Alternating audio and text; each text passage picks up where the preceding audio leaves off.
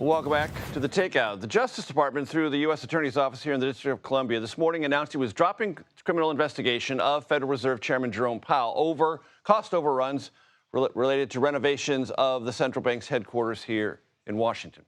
Now, the DOJ did not give a reason for this about-face, but it did mention an Inspector General investigation within the Federal Reserve. But this might clear a hurdle for President Trump's pick to replace Powell, Kevin Warsh, to be confirmed. Congressional correspondent Nikole Killion joins me from Capitol Hill to catch us up on all that. What do we know, Nikole?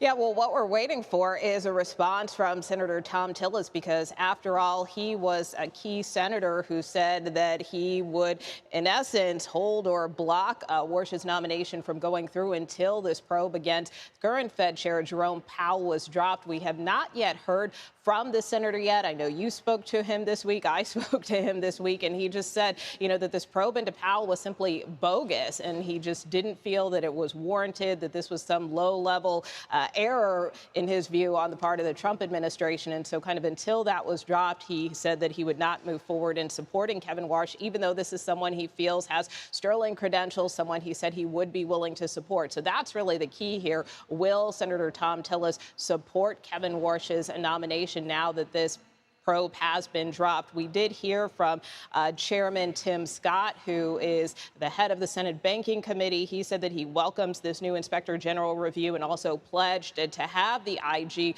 before his panel, once the report is complete into these cost overruns at the Fed. But hopefully this could potentially clear the path for Kevin Warsh. I would note that he was just up here on Capitol Hill, not just for that nomination hearing with Chairman Scott, but shortly thereafter, he did meet with Majority Leader John Thune, who also said that it was important to kind of drop this probe and move forward because, as you know, time is really of essence here. Powell's term ends May 15th, so the hope is that they can move this confirmation forward as soon as possible so that Warsh potentially could be in place by then. Nikole, as we await word from Senator Tillis, I want to remind you and our audience of what Senator Tillis said on this program Wednesday night about all this. Let's listen.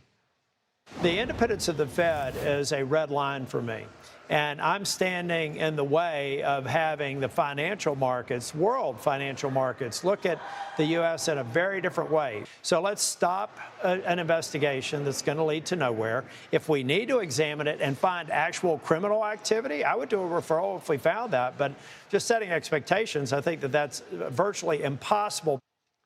Nikole, one of the things that might be holding all this up, meaning a statement from Senator Tillis one way or the other, is the U.S. Attorney for the District of Columbia, Jeanine Pirro, still left a possibility that she might re-engage on all this, depending on what the Inspector General finds. Perhaps Senator Tillis wants a definitive word from the Justice Department that this part of its inquiry is over.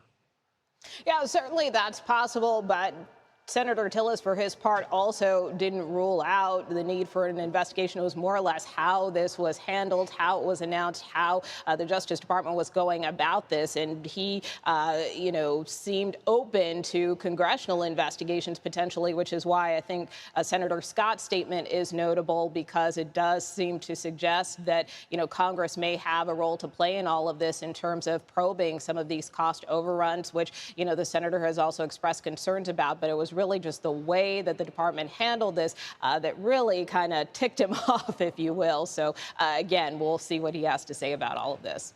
Ticked him off because, in his words, it looked political, not legitimate from an investigative point of view. That's the words of Senator Thom Tillis. Nikole Killion on Capitol Hill, thank you very much.